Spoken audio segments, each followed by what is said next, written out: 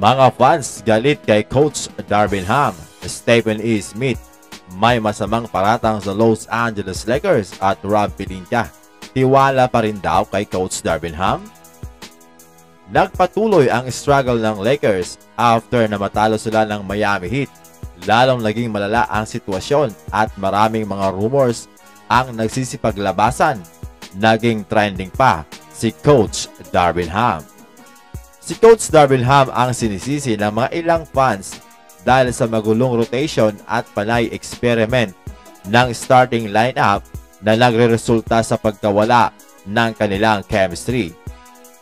Dahil malabo ang chemistry, nagkaroon sila ng 21 turnover versus Miami Heat na masasabing maswerte pa ang Lakers dahil 6 points lang ang nagawa ng Miami Heat out of the turnover. Marami ang bumabatikos kay Coach Darvin Ham, lalo na ito si Gilbert Arenas na kine-question nga ang kanyang starting lineup at rotation. Ayon pa sa mga lumalabas na report, hindi maganda ang sitwasyon sa locker room ng Los Angeles Lakers at dismayado ang mga player ng Lakers dito kay Coach Darvin Ham dahil nga sa inconsistent playing time at pabago-bago ng rotation. Kung makikita natin sa itsura ng paglalaro ng ibang player, posibleng may katuturan ang naturang report. Nilike pa ng rookie na si Maxwell Lewis ang post na nagsasabing frustrated nga ang Lakers player dito kay Coach Darvin Ham. So parang kinukumpirma niya na tama ang mga lumalabas na article. Ayon pa sa ESPN analyst na si Stephen A. Smith, ang roster ngayon ng Lakers ay puno ng mga player na pinagtataksilan si LeBron James, AD, Jenny Bass at Rob Pelinka. Kaya daw nasa masamang sitwasyon ang Lakers ngayon at masama ang paglalaro ng mga player dahil sa sinasadya nila ito. Ito ang gustong pakahulugan ni Stephen A. Smith at di ko lang sigurado kung may source siya sa kanyang mga sinasabi or obserbasyon niya lamang ito, mga amigo. Kung totoo ito, ay talagang masama ang sitwasyon ngayon ng Lakers at malabong makuha ang kampyonato. Kinall out niya pa ang mga player na kailangan daw mag-step up at dapat mahiya naman ito sa kanilang sarili dahil sa napakasamang paglalaro. Magkaganon man, si Coach Darvin Ham pa rin ang sinisisi ngayon ng mga fans at gustong patalsikin.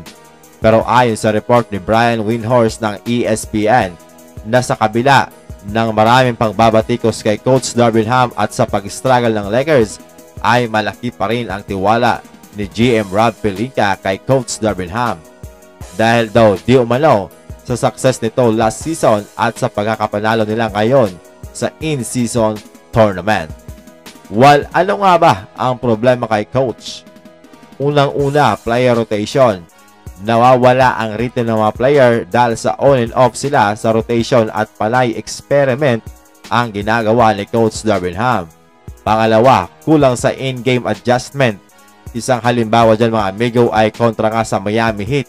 Na hirap silang basagin ang zone defense ng Heat at napakatagal na tumawag ng timeout kapag nagkakaroon ng run ang kalaban. Ang pinaka-problema talaga ng Lakers ay wala silang consistent shooter. Si LeBron ay mahirap na rin asahan na buhatin ang opensa ng Lakers dahil nga sa maedad na siya. Kaya dapat may ibang kukuha ng offensive load. Ang kaso, walang malakas ang loob para kunin ito.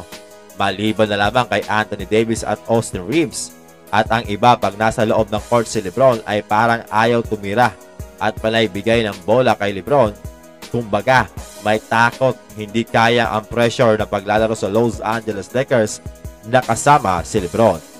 Pag naglalaro ka sa Lakers ay parehong blessing at sumpa ang nangyayari. Kapag nag-perform ka ng maayos, malamang blessing ito para sa iyo. Ngunit kapag hindi, malamang ito'y isang sumpa dahil babagsak nga ang value mo as a player.